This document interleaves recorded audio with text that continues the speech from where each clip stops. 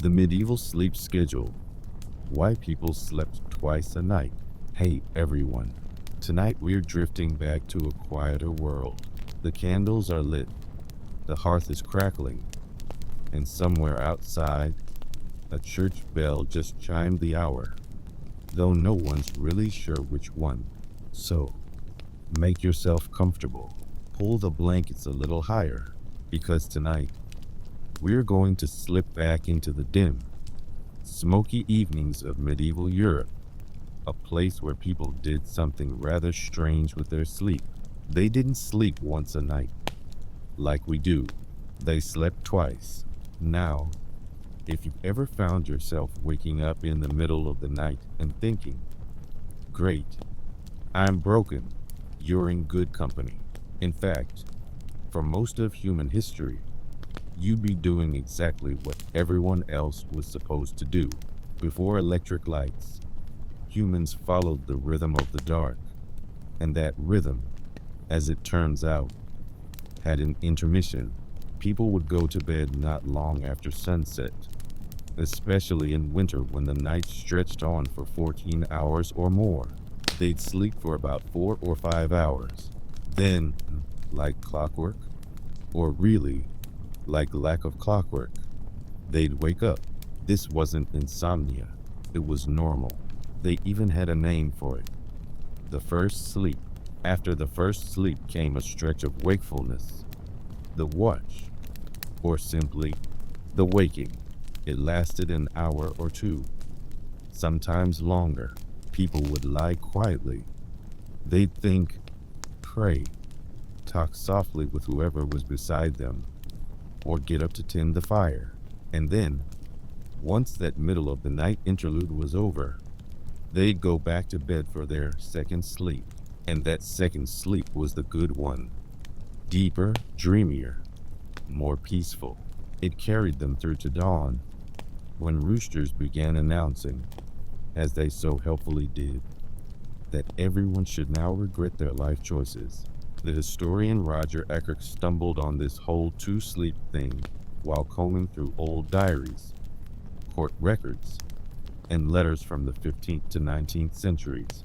People mentioned their first sleep and second sleep casually, like it was the most ordinary thing in the world. A servant might say she was awake between sleeps. A monk might write about praying after the first sleep.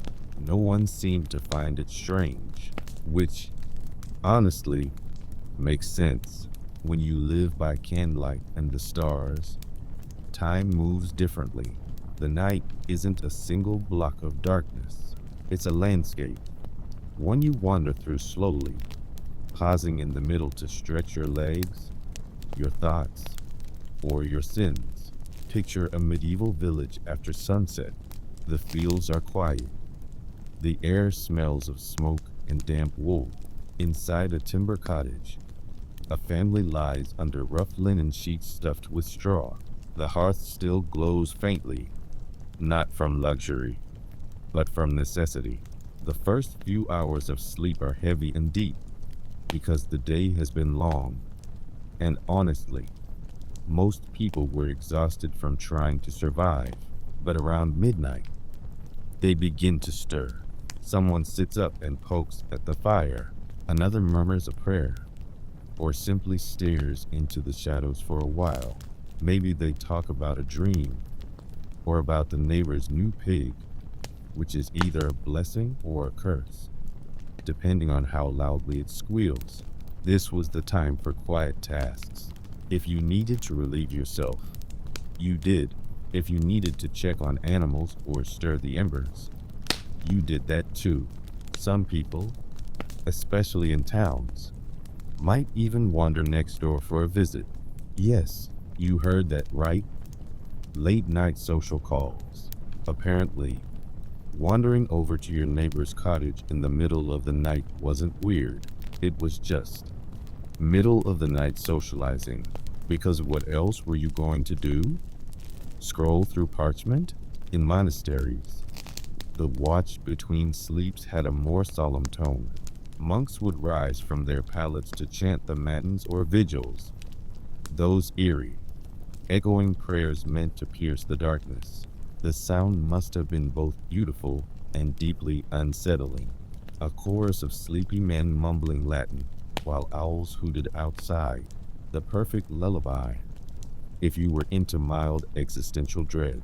For peasants, though, the watch was more practical. It was the time when couples talked privately, something daylight rarely allowed. It was when parents soothed children or reflected quietly on worries that daylight kept at bay. And, according to some period letters, it was also a favored time for, let's say, marital diplomacy. Doctors in the 16th century even recommended it. They believed conception was most likely after the first sleep, when the body was rested and the mind calm. A rare moment when medieval medicine and common sense aligned. And then, when the hour grew late, or early, depending on your perspective, everyone went back to bed. The second sleep was gentler. Dreams were vivid. People often describe them as more spiritual, even prophetic. It's easy to see why. In that in-between space, half tired and half awake, the mind drifts into strange territory. It's that soft place between thoughts where imagination feels like truth. A place, perhaps, where dream visions of saints and monsters could slip in unnoticed. Now, one of the charming things about medieval people is how entirely unbothered they were by all this. We tend to think of them as superstitious, and they were, but they didn't attach much fear to nighttime waking. They weren't panicking about sleep hygiene or blue light exposure. They just accepted the rhythm. It was the Industrial Revolution that broke it. Gas lamps, factory whistles, clocks, and schedules. All those glowing, ticking inventions compressed the night into a single stretch of rest. And once that happened, people began to forget there'd ever been another way. By the 19th century, the term first sleep started disappearing from letters and books. By the 20th, no one used it at all.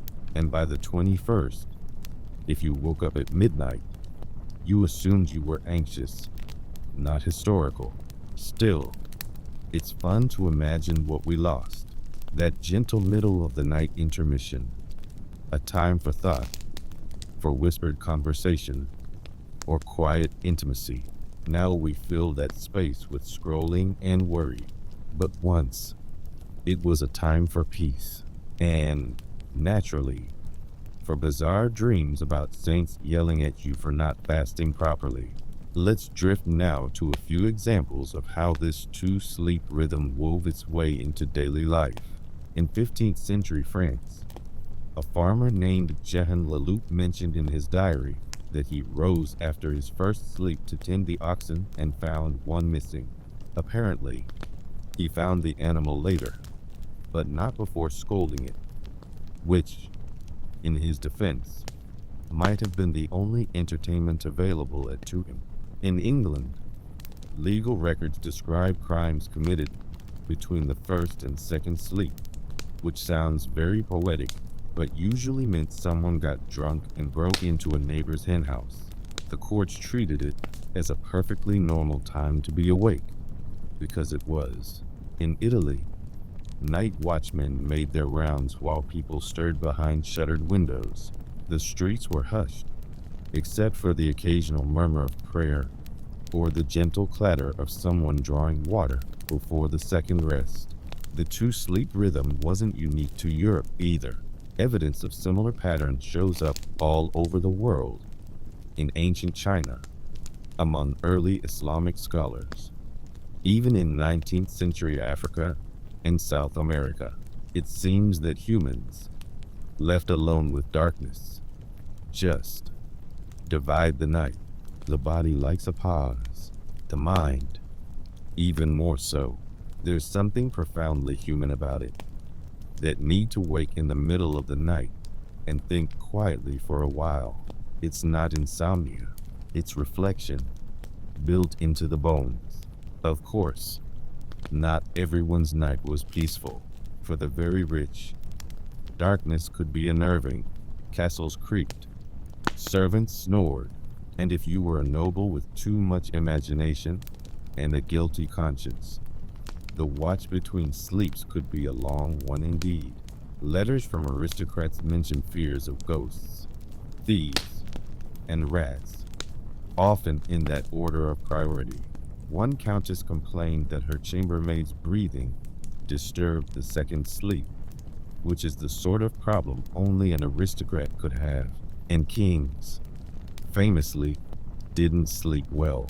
Henry IV of France was known to rise from bed and pace the halls, muttering to himself and occasionally composing love letters. Charles VI of France, the one who thought he was made of glass, would sometimes stay awake entirely, terrified that sleep would shatter him. So, if you find yourself awake tonight and slightly unhinged, you're in excellent royal company. The two sleep pattern even shaped art and religion. Medieval sermons spoke of the watch of the soul, when darkness offered clarity and confession. Poets described lovers meeting between sleeps, in secret, under the moon. Even Chaucer slipped it in, referring to people waking after their first sleep in the Canterbury Tales, because apparently there was no time too inconvenient for body storytelling, and, in many ways, this rhythm mirrored the spiritual life of the age. The medieval world was obsessed with duality, sin and salvation, day and night, body and soul. To them, sleeping twice wasn't odd. It was almost symbolic, a death and rebirth. Every night, a pause in the darkness before returning to the light. Of course, they wouldn't have put it that way. They'd have just said, "I'm going back to bed." But the poetry was there all the same. If you think about it, the two sleep pattern might have made life feel longer. The night wasn't just dead time. It was living time, quiet, secret, and personal. Today, we are told to stay asleep through it, but maybe that's why we sometimes wake anyway. Some old rhythm in the blood remembering. So, if you wake up tonight and find yourself staring at the ceiling, don't worry, you're not broken. You're medieval. You can thank your distant ancestors who were perfectly content to rise, stretch, think about God or goats, and then go back to dreaming. The cursed cosmetics of history. Hey everyone, welcome back. If you're still awake, congratulations. And if you drifted in halfway through the night, unsure what century we're in, that's fine too. Tonight we're going to take a gentle wander through the strangely lethal world of historical beauty. This is a story about powders and potions, about the ghostly pallor of queens, the shimmering blush of courtesans, and the fact that almost all of it was trying to kill them. Because before the age of dermatologists and warning labels, people believed beauty could be made, preferably from whatever was on hand, whether that happened to be lead, mercury, or a little convenient arsenic.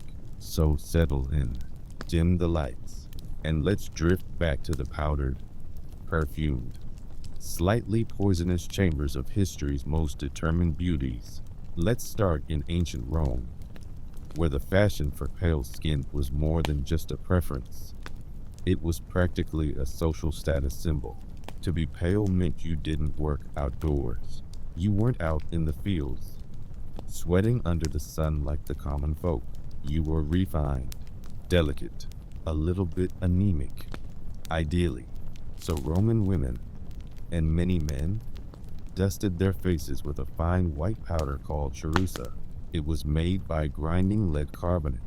Yes, lead, because of course it was. Lead made the skin beautifully smooth and ghost pale. It also made people's hair fall out, their teeth blacken, and their internal organs fail spectacularly. But, you know, Small price to pay for that flawless marble glow. One Roman writer, Ovid, who never missed a chance to overshare, even wrote about women mixing their lead powder with vinegar to make it spread more evenly, which, in chemical terms, means they were basically dissolving metal on their faces.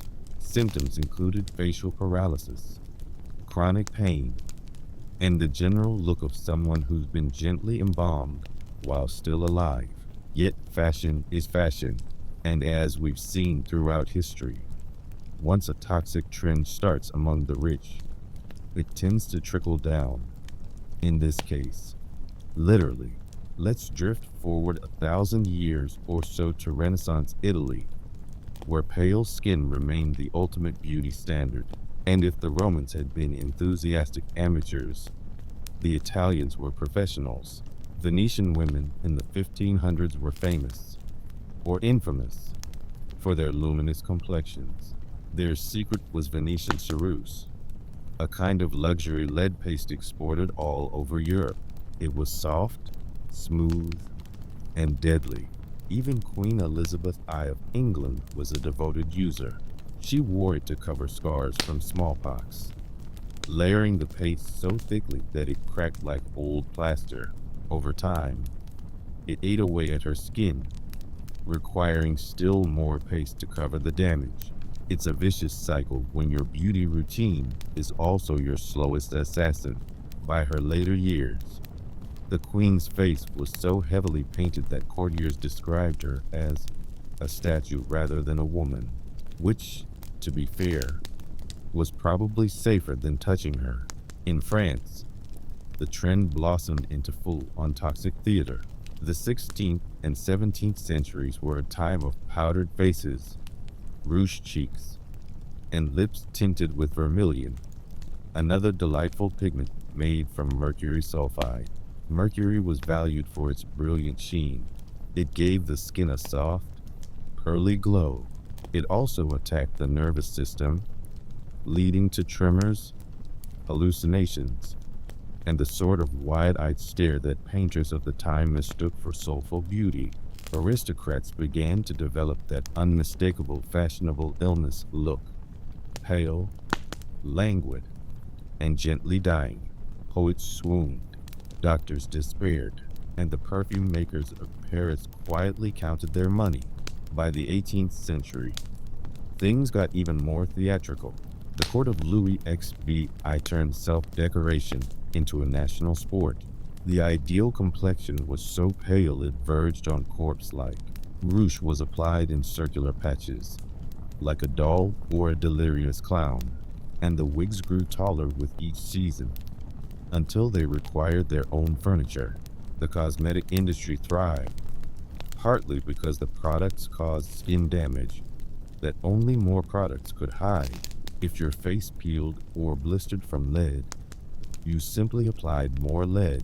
Problem solved.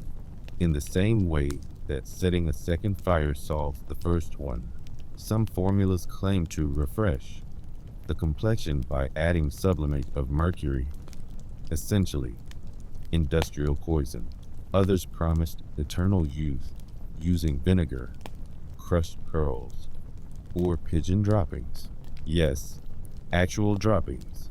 Apparently, the enzymes in bird waste were thought to lighten the skin, which is one of those beauty tips you hope never makes a comeback on TikTok.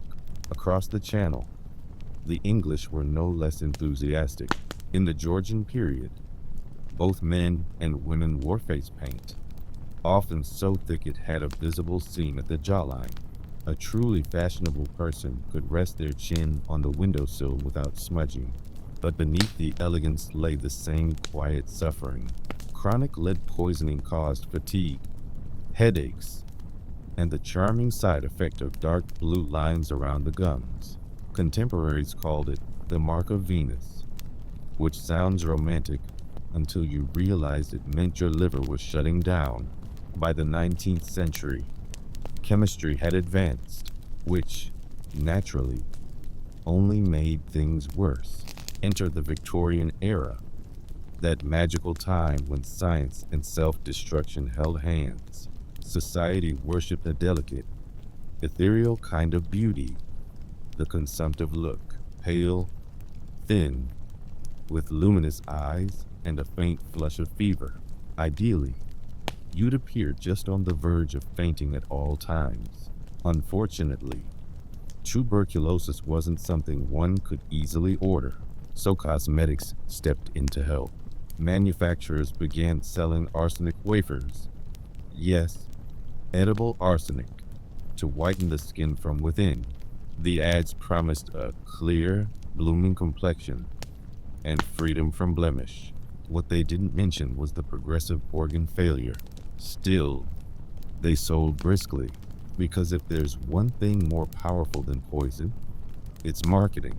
There were also arsenic-based soaps, powders, and tonics. A popular brand in the 1890s assured customers that their product was perfectly safe if used as directed. The directions, tragically, did not include "don't eat it." The appeal of arsenic was its subtlety. It worked slowly, creating that coveted pale translucence long before it caused vomiting, confusion, or, death. It's the kind of beauty product that truly stays with you, in your bones, for the rest of eternity. Meanwhile, across Europe, chemists were dabbling in other helpful substances. Belladonna drops, made from deadly nightshade, were used to dilate pupils, giving women that wide-eyed, doe-like expression. It also blurred their vision, making it difficult to see much of anything. So the fashionable lady of 1850 might glide into a ballroom, glowing faintly with lead powder, pupils dilated to the size of coins, and a vague inability to recognize her husband, which, to be fair, might have been intentional. Perfume, too, had its hazards. Victorian fragrances often contained civet, a substance harvested from the scent glands of a small cat-like creature. Extracting it was unpleasant for everyone involved, including, one assumes, the civet. To improve the smell, manufacturers mixed it with alcohol and musk, producing a scent that could stun a horse. People wore it liberally. After all, good hygiene was still mostly theoretical. And then, of course, there was hair dye. The first commercial dyes in the late 19th century used aniline compounds, derived from coal tar. They were effective, yes. They also caused blistering, blindness, and in some cases, death.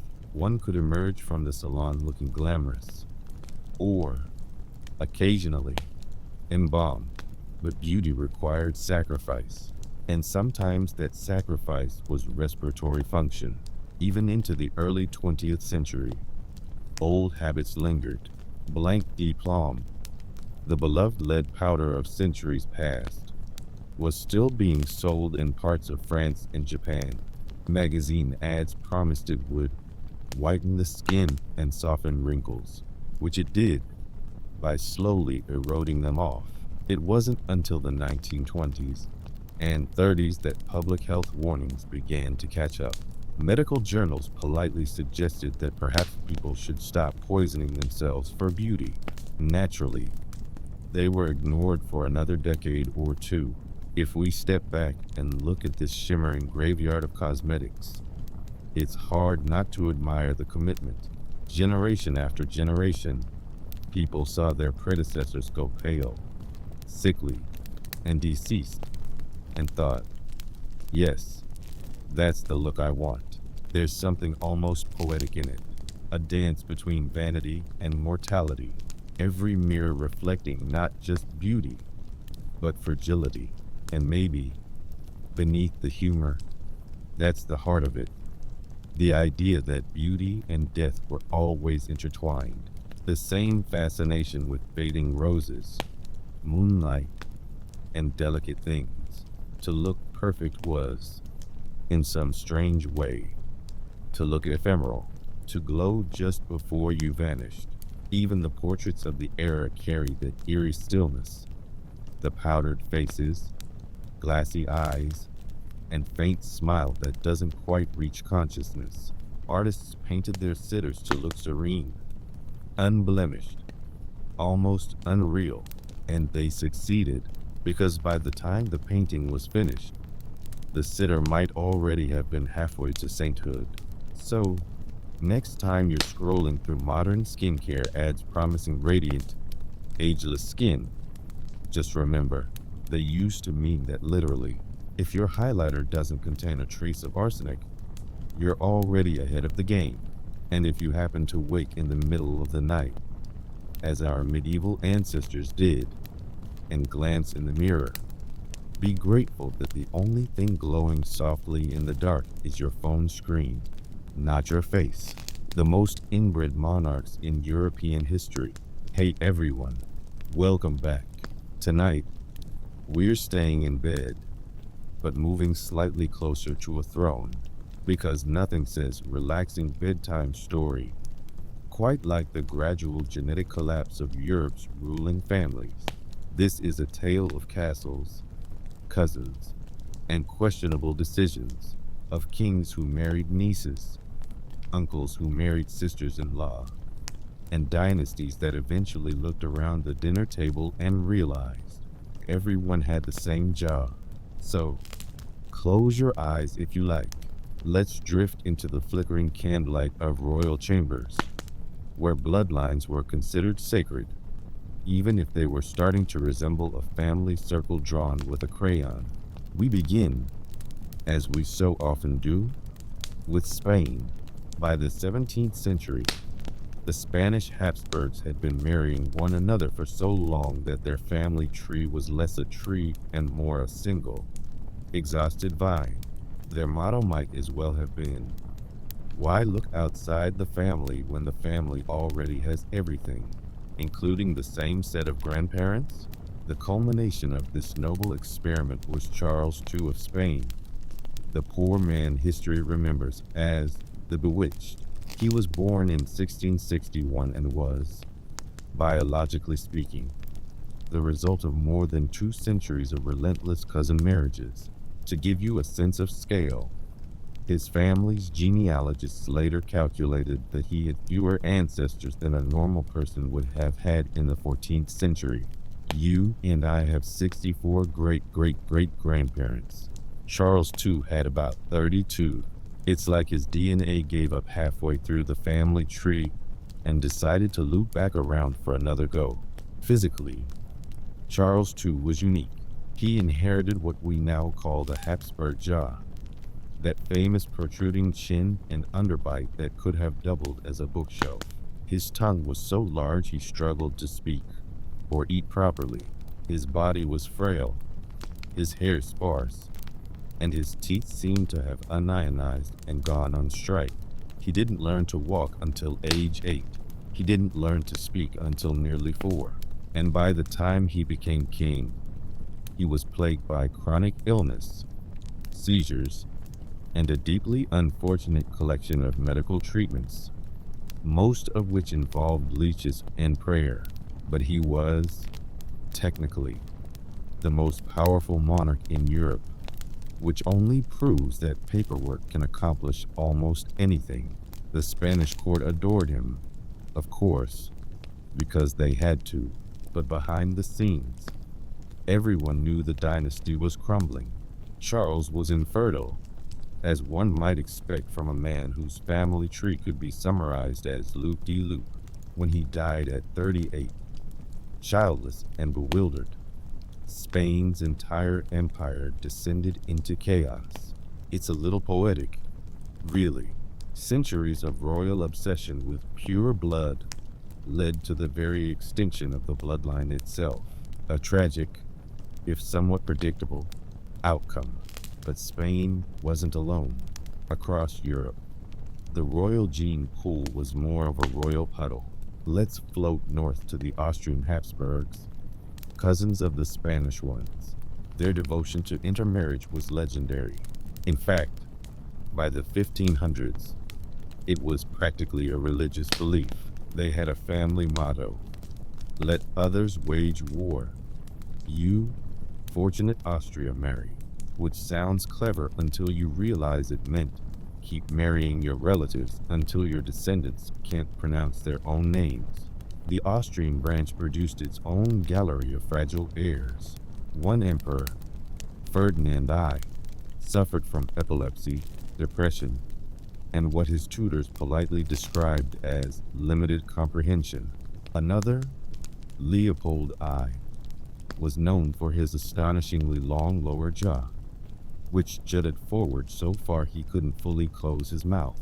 He compensated by being deeply pious, composing church music, and fathering 16 children, though, in fairness, not all of them survived infancy. There's something grimly tender about how the Habsburgs persisted. They saw deformities and illness as divine tests rather than genetic ones. If God had wanted them to marry outsiders, he'd have arranged better diplomacy. Instead, they assumed every new jaw was a mark of divine favor, or at least family resemblance.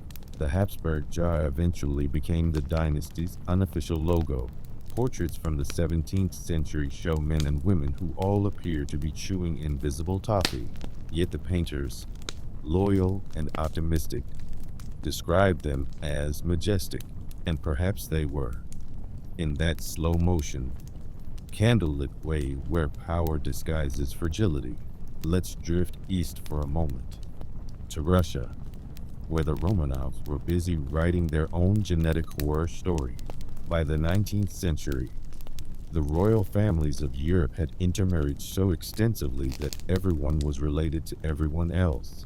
It's often said that by 1914, nearly every monarch on the continent was a descendant of Queen Victoria, who, unfortunately, carried the gene for hemophilia. Hemophilia, as you may know, prevents blood from clotting properly. A paper cut becomes a medical event. A bruise becomes a crisis. It was passed quietly through generations of royal daughters and sons, like a whispered secret no one wanted to admit. In Russia, the gene surfaced dramatically in the only son of Tsar Nicholas II and Empress Alexandra, young Alexei Romanov. He was fragile, often bedridden, and suffered bleeding episodes so severe that doctors could do nothing but wait. Desperate for help, Alexandra turned to a mystic, Grigory Rasputin, the wandering holy man with a beard that could have harbored its own ecosystem. He claimed he could heal the boy through prayer, and, inexplicably, staring. To everyone's surprise, it sometimes seemed to work, which only deepened his influence and hastened the downfall of the dynasty. So in a sense, the fall of the Romanovs, one of the greatest political collapses in modern history, began with a single inherited mutation passed down through generations of royal matchmaking. Proof that even empires can be undone by bad genetics and worse advice. Now, not all inbred monarchs were tragic. Some were merely odd. Take George III of England, the one who famously lost the American colonies and then, rather more dramatically, his mind. His family, the Hanoverians, weren't as aggressively inbred as the Habsburgs, but there were still a few familiar cousins in the mix. George's mysterious illness, long blamed on madness, was later suspected to be porphyria, a rare genetic disorder affecting the blood and nervous system. Its symptoms included confusion, abdominal pain, and, in his case, the occasional delusion of conversing with angels. His doctors, being 18th century professionals, treated him with the standard approach: chains, bleeding, and shouting.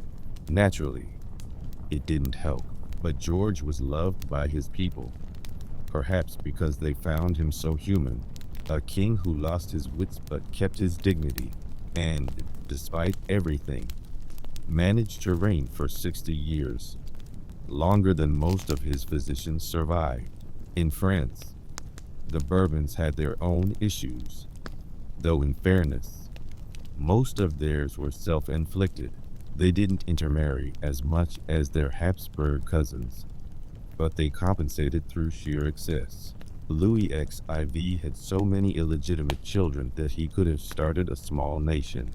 Louis XV tried to continue the tradition, aided by an army of perfumed mistresses.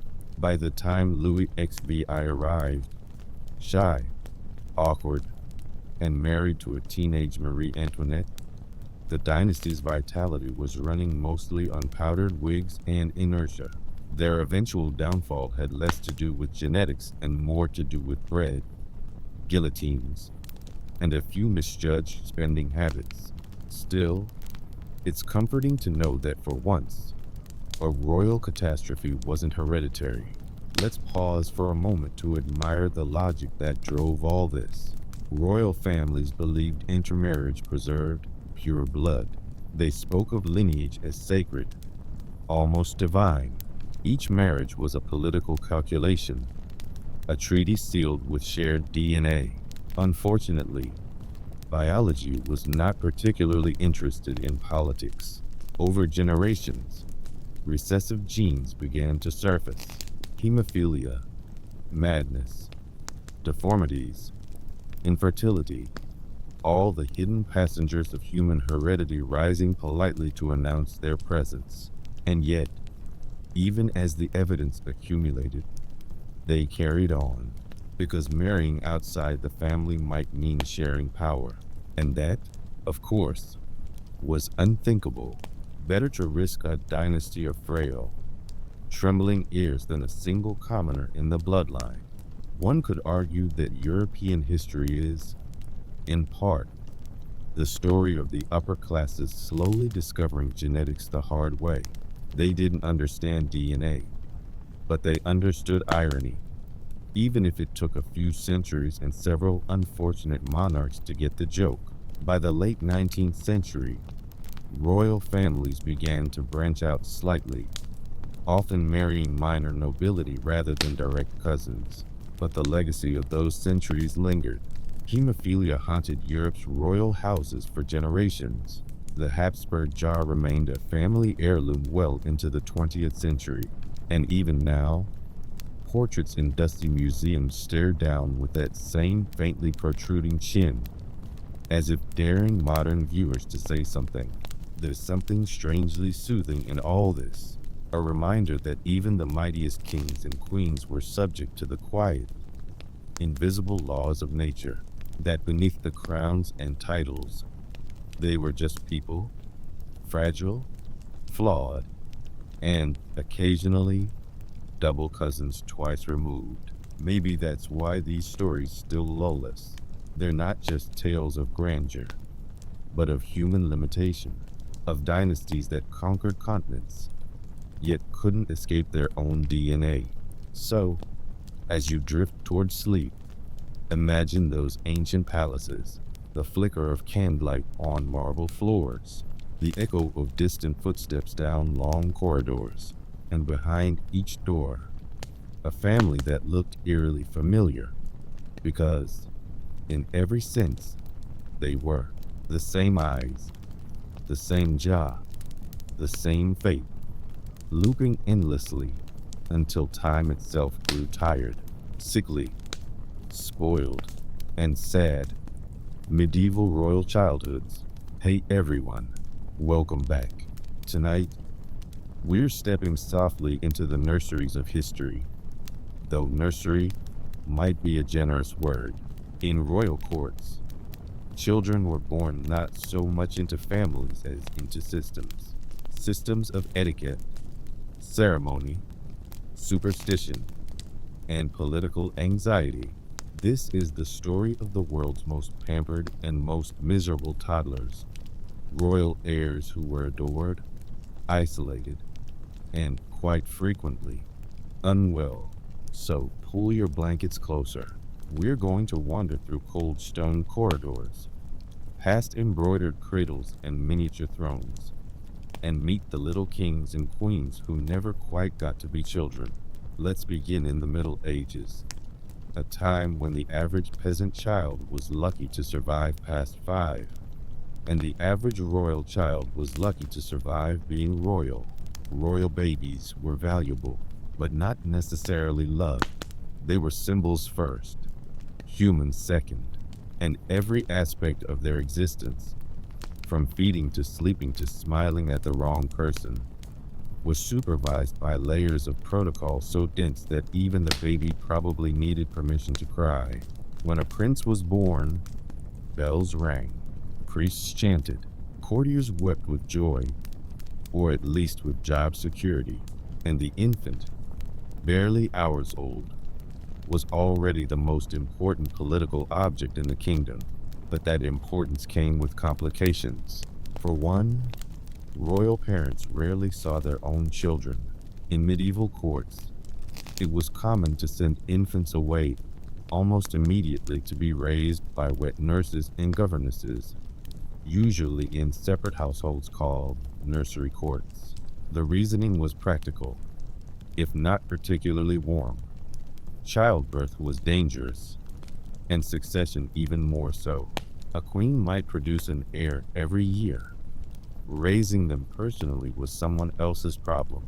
So, the royal child grew up surrounded by attendants, but rarely by affection. A team of ladies in waiting, tutors, priests, and physicians watched every move, ready to report anything suspicious, like laughter or curiosity. Food, too, was a matter of ceremony. Royal infants were often weaned onto elaborate diets, boiled milk, spiced bread, and occasionally wine diluted with water, because of course, hydration was medieval guesswork. Physicians, the same ones who thought leeches were a personality type, insisted that noble children needed refined foods to maintain their gentle natures. This usually resulted in chronic constipation, which was then treated with herbs that caused vomiting, an endless cycle of dignity. One of the strangest features of royal childhood was clothing. From the age of 3 or 4, miniature versions of adult garments were mandatory. Boys in velvet doublets and hose, girls in corseted gowns and heavy jewels. Playtime, such as it existed, looked like a fashion show for small, bewildered ghosts. Even toys were political. A wooden horse for a future knight, a doll dressed as a nun for a princess destined for the convent. Every rattle came with subtext. Let's take a closer look at a few of these unfortunate prodigies. First up, Edward VI of England, the long-awaited son of Henry VIII. His birth in 1537 was celebrated with festivals, prayers, and a near-national sigh of relief. Finally, a legitimate male heir, Henry, having burned through wives like kindling, could rest easy. Except, of course, he didn't. Edward's childhood was meticulously controlled. He was tutored in Latin, theology, and how to survive being the offspring of a man who executed people for looking at him incorrectly. He was bright, devout, and painfully serious. He was also chronically ill, coughing, feverish, and fragile. By 15, the boy king was dead of tuberculosis. He left behind no children, only an empire of disappointed adults, and a brief diary full of tragic understatement. His last entry simply read, "I am faint," which, as royal last words go, is remarkably on brand. Then there's Mary, Queen of Scots, whose early years were equally gilded and grim. She became queen at 6 days old, which, to be fair, is impressive resume material. Before she could walk, diplomats were negotiating her marriage. Before she could speak, she was sent to France for safekeeping, where she grew up in luxury, but also in constant performance. Everyone loved the little queen. Everyone also wanted to use her. Her every smile, curtsy, or teardrop had political meaning. By her teens, she She'd become fluent in half a dozen languages, gifted in music, and entirely inexperienced in being happy. Her adulthood, as we know, ended badly, and her childhood never really began. It's a pattern that repeats across centuries. Louis XIII of France, father of the Sun King, was raised by courtiers who made him kneel to them as a toddler. His governess once slapped him for speaking too loudly, and the king's only response was to apologize. He grew into a man terrified of human contact, preferring to talk to his hunting dogs. At least they didn't conspire. Ivan IV of Russia, later called the Terrible, had an even darker upbringing. After his parents died, the boy Tsar was left at the mercy of feuding nobles. They starved him, humiliated him, and killed his pets for sport. By 12, he'd learned that power and cruelty were synonyms. It's not difficult to see how that story ends. And then there's Charles VI of France, the Mad King. He started life full of promise, charming, intelligent, and adored by his court. Then, in his 20s, something broke. He began suffering psychotic episodes, forgetting who he was, or insisting he was made of glass. He ordered his attendants to reinforce his clothes with iron rods so he wouldn't shatter. People whispered about curses, demons, or poisoned blood. In truth, it was likely inherited mental illness, centuries of inbreeding catching up, wrapped in superstition. His children inherited the crown, and, predictably, the chaos. Even the so-called happy royal childhoods sound more like sociological experiments. Take Louis XIV, the Sun King himself. As a child, he was taught that he was semi-divine. Courtiers bowed to him even in his cradle. By the time he could talk, he referred to himself in the royal we. He grew up to embody the state, dazzling, vain, and profoundly alone. He surrounded himself with gold, mirrors, and constant attention, as if to keep the silence of childhood from creeping back in. There's something deeply lonely about that kind of grandeur, when everyone adores you, but no one dares to love you. Health, too, was a constant theme. Royal children were often born weak, a mix of malnutrition, genetics, and medieval medicine doing its work. Their doctors, obsessed with bodily humors, prescribed purges, enemas, and bloodletting for even the mildest sniffle. Imagine being 5 years old and told you needed your humors balanced. It's a miracle any of them made it past 10. Infant mortality among royals was staggering. Catherine de' Medici, Queen of France, had 10 children. Half died before adulthood. Maria Theresa of Austria had 16. Only 11 survived. Every christening doubled as a rehearsal for a funeral. Portraits of royal families often show pale, silent children in stiff clothes, not because they were solemn by nature, but because they had to sit still for hours.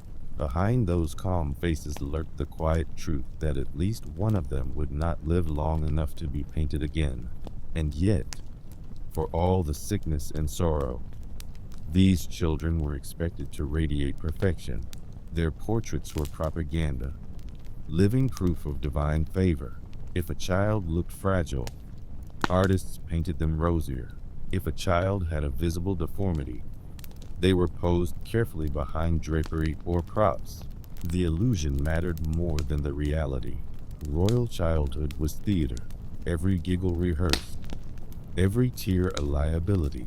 There's something eerie about walking through a palace museum today. All those oil paintings of serene little faces, staring eternally through time. We call them princes and princesses, but they were really actors in a tragedy too vast for their comprehension. Born into luxury, denied the simplest things: freedom, play, affection, choice. It makes the fairy tales seem almost cruel in retrospect. The stories of perfect princes and gentle princesses were written by people who had never met one. Of course, not all royal children grew up to be sad. Some became quietly content adults, if such a thing was possible in a crown, but nearly all carried the marks of that unnatural upbringing: isolation, paranoia, and a peculiar stiffness, as though even their emotions had court etiquette. They learned to smile on command, to cry only in private, and to trust no one entirely. A useful skill set for ruling empires, less so for sleeping peacefully at night. So when we imagine these royal childhoods, it's worth softening the edges of the fairy tale. Behind the gilded cradle was a frightened child, behind the embroidered gown, a body that ached under the weight of expectation, and behind the title of Your Highness, a very small voice wondering why love always needed witnesses. It's a strange comfort, though, to realize that even those born into unimaginable privilege spent their nights just as restless as anyone else, staring into the dark, unsure what the future would demand. Perhaps that's what unites us across centuries: the quiet insomnia of being human, the same heartbeat in the silence, no matter the bed, no matter the crown. So, as we close this chapter, imagine the royal nursery by candlelight, a cradle carved with gold, a nurse whispering lullabies in Latin. Outside, the wind scraping against the shutters like a ghost rehearsing history. The baby stirs. Somewhere, far away, a kingdom waits, and we, as always, drift with them into another uneasy dream. The pettiest and most dysfunctional kings and queens. Hey everyone, welcome back. If you're still awake, first of all, impressive. And second, tonight we are floating through the most gloriously dysfunctional dinner table in history, the royal courts of Europe. We've seen sickly princes and doomed queens. Now let's meet the ones who simply couldn't behave. The kings and queens who turned politics into personal drama, and personal drama into national disaster. Because if there's one constant in human history, it's that people with absolute power tend to use it to win arguments. Let's begin gently with King Charles II of Spain, sometimes called the Bewitched. He was the final Habsburg monarch of Spain, and, unfortunately, the physical embodiment of centuries of family reunions that had gone a little too far. Charles was so inbred that his family tree looked more like a crown of thorns. His parents were uncle and niece, and several of his grandparents were the same people twice. His jaw was so distended he could barely chew food, and his tongue so large that speaking was an act of courage. The court physicians wrote, with understated horror, that the king could not eat without choking. Still, everyone pretended he was fine, because to admit otherwise would be treason, or worse, paperwork. He was deeply superstitious, believing himself cursed, and spent hours each day in prayer and confession.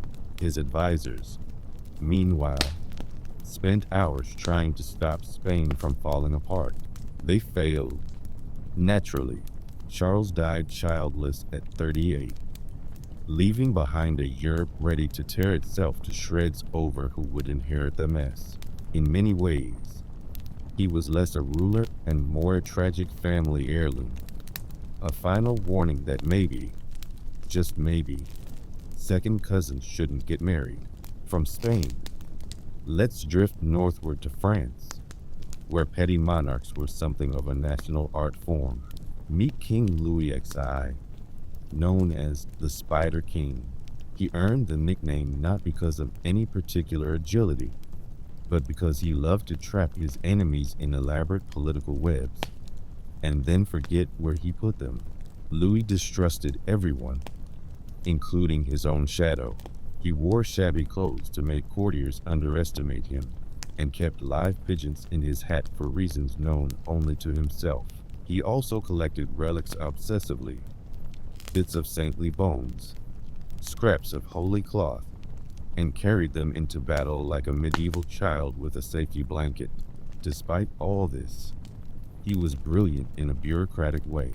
He centralized power, tamed the nobles, and laid the groundwork for modern France. But he did it while hiding in a fortified castle, writing passive-aggressive letters to everyone, a true introvert's monarch. Now, if Louis XI was paranoid, King Henry VIII of England was insecure, which, for a man who weighed over 300 pounds and owned half of England, is saying something. We all know the highlight reel: 6 wives, 2 executed, and 1 church conveniently rebranded so he could remarry without divine interference. But what's most striking about Henry is how small his motivations often were. He wasn't trying to change the world, just to find someone who'd give him a healthy son and tell him he looked good in doublet. He spent a fortune on armor, feasts, and musicians, yet complained constantly about people not appreciating him. It's like watching a Renaissance influencer with impulse control issues.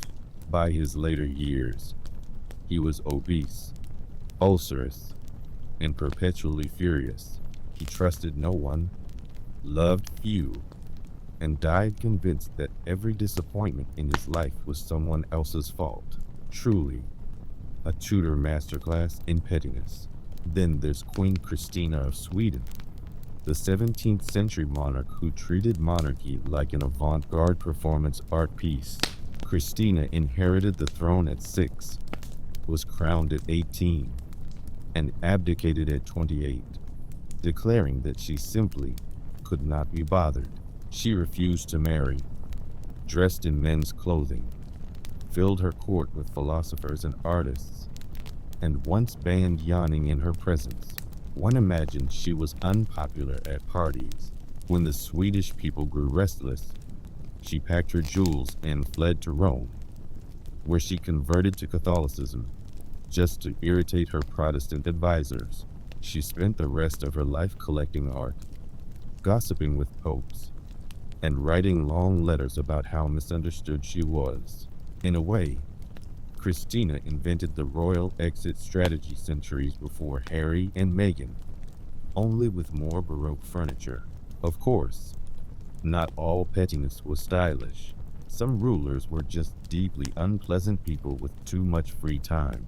Take King Frederick William I of Prussia, also known as the Soldier King. He loved 2 things: the army and yelling at people. His court functioned like a boot camp, where every guest risked being shouted at for slouching. He had an obsession with tall soldiers. The taller, the better, and would literally kidnap large men from across Europe to serve in his regiment. He called them his Potsdam giants. They hated every minute of it. His son, Frederick the Great, preferred music and philosophy, which Frederick Sr. considered treasonous. He once caught young Frederick trying to run away with a friend, and had the friend executed before his eyes. Family bonding, royal edition. Across the channel, George III of Britain was less cruel, but not less peculiar. He's often remembered for madness, though what he really suffered from was likely porphyria, a painful metabolic disorder. Still, the press had fun with it. During his episodes, George talked nonstop for hours, wrote letters to imaginary people, and once shook hands with a tree, believing it was the King of Prussia. Through it all, he remained strangely gentle, devoted to his wife, obsessed with clocks, and passionately interested in agriculture. The tabloids of his day mocked him as Farmer George. Today, he'd probably have a wholesome YouTube channel about composting. For sheer theatrical dysfunction, though, it's hard to top Empress Elizabeth of Austria, better known as Sisi. She was beautiful, restless, and profoundly miserable. Her husband adored her. She responded by running away constantly, to Hungary, to Switzerland, anywhere but home. She starved herself to maintain a wasp-like waist, washed her hair in cognac and egg whites, and wrote melancholy poetry about feeling trapped in a golden cage. When photographed, she insisted on profile only, allegedly because she refused to admit she was aging. Cece's life reads like a 19th century version of celebrity burnout. Overexposure, isolation, and an endless struggle to find meaning in luxury. She once said, "I belong nowhere," a fitting epitaph for the empress, who spent her life fleeing her own crown. Then there was King Ludwig II of Bavaria, who might best be described as a dreamer with a building addiction. He adored opera, moonlight, and solitude, three things that rarely impressed accountants. Ludwig built castles straight out of fairy tales. Neuschwanstein, Linderhof, Herrenchiemsee, all grand, all financially ruinous. He modeled them after Wagnerian myths and stocked them with swans and mirrors, declaring himself a king of dreams. Unfortunately, the real world wanted budgets, not ballads. His ministers declared him insane and deposed him. Days later, his body was found floating in a lake, an unsolved death that only deepened his legend. A man undone not by madness, perhaps, but by a refusal to live without beauty. There's a peculiar comfort in all this dysfunction. It reminds us that power doesn't fix human nature. It just decorates it.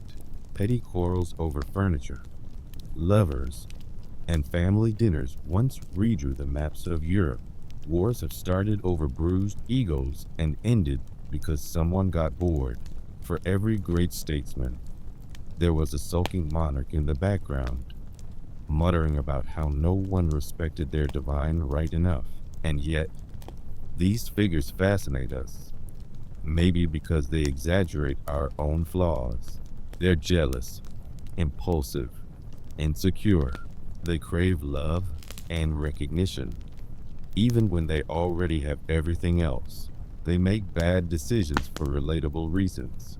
It's comforting, in a bleak sort of way, to know that the people sitting on golden thrones were just as anxious as anyone sitting in traffic. As the night deepens, imagine the royal palaces of Europe, all the cold marble and echoing halls where small arguments became grand tragedies, where crowns glittered under candlelight while their owners sulked, schemed, or whispered to ghosts of better days. History remembers them as kings and queens, but really, they were just humans in very expensive pajamas. The queens who vanished. Hey everyone, welcome back. If you're still here, half awake, thank you for wandering this far with me. Tonight, we're not meeting the loud, the cruel, or the dazzling. We're visiting the women who disappeared, sometimes quietly, sometimes not. From the pages of history, they were queens, princesses, consorts, adored for a moment, forgotten for centuries. Their stories are still there, faint as dust on old vellum, waiting for someone to whisper their names again. Let's begin in medieval France, where royal wives came and went like seasons, useful when fertile, invisible when not. Our first ghost is Isabella of Aragon, Queen of France for a single year. She married King Philip III in 1274, bore him children, and died at 27 after a fall from her horse.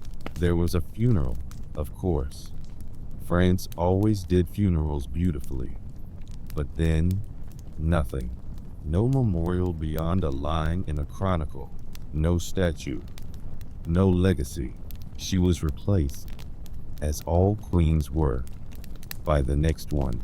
History treated her like a placeholder, a brief paragraph between wars. Yet for that brief time, she was the most powerful woman in Europe, and she vanished like candle smoke. A similar fate met in Neville, Queen of England, briefly, reluctantly, and miserably.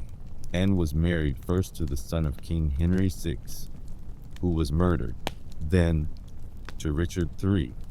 Yes, the one found centuries later under a parking lot. She became queen in 1483, but her reign lasted barely 2 years. Childless, sickly, and overshadowed by her husband's paranoia, she died at 28. When Richard heard the news, he allegedly wept, though some said he merely muttered, "She should have lived to see May," which, as condolences go, is not ideal. He buried her quietly. No grand tomb, no royal mausoleum. Her body has never been found. England forgot her. History remembered her only through Shakespeare, where she spends most of her scenes being insulted, courted, and manipulated by the man who killed her first husband. Not quite the fairy tale ending the crown promised. Across the Alps, another ghost, Joanna I of Castile, known to her enemies as Juana la Loca, Joanna the Mad, daughter of Ferdinand and Isabella. She inherited Spain after both her brothers died, an accident that must have looked suspiciously convenient to everyone else. Joanna married Philip the Handsome of Burgundy. He was indeed handsome, also unfaithful, dismissive, and obsessed with himself. She loved him so deeply that it broke her mind when he died suddenly at 28. Legend says she refused to bury him, carrying his coffin across Spain for months, opening it occasionally to gaze at him, convinced he was only sleeping. Historians think it was grief and trauma. Her family called it madness. Her father locked her in a convent for 46 years. She lived long enough to see her own son crowned emperor, Charles V, but never regained her freedom. The only queen in Europe imprisoned for loving too much. Let's drift now to Catherine Howard, the fifth wife of Henry VIII, the king who collected wives like decorative jars and broke them just as easily. Catherine was a teenager when she married him. He was 50 and rapidly decomposing. She was lively, flirtatious, and, most fatally, inexperienced in the fine art of pretending to be happy. When rumors spread of her affairs, some true, some convenient, she was arrested, tried, and executed in 1542. Her final words were whispered, "I die a queen, but would rather die the wife of Culpeper," referring to her alleged lover. Henry never mentioned her again. Her portraits were destroyed, her name erased from official records. She became, quite literally, invisible. Centuries later, tourists at Hampton Court Palace still claim to see her ghost running down the hallway, screaming, barefoot, trying to reach the king's door.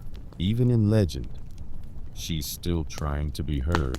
Of course, sometimes queens vanish not by death, but by deliberate omission. Take Anna of Denmark, wife of James VI and I of England, mother to the future Charles I. For decades, historians dismissed her as frivolous, vain, obsessed with masks and fashion. It was easier to paint her that way. In truth, Anna was politically astute. She negotiated alliances, influenced art, and quietly promoted Protestant diplomacy across Europe. Her letters, discovered centuries later, show wit, melancholy, and a subtle rebellion against her husband's control. But because she didn't fight wars or commit scandal, she was forgotten. History prefers its women either saints or sinners, not complicated. And then there is Marie-Therese of France, wife of Louis XIV, the Sun King. She was pious, gentle, and entirely sidelined. while her husband entertained mistresses by the dozen. She prayed in the corner and raised children who rarely survived infancy.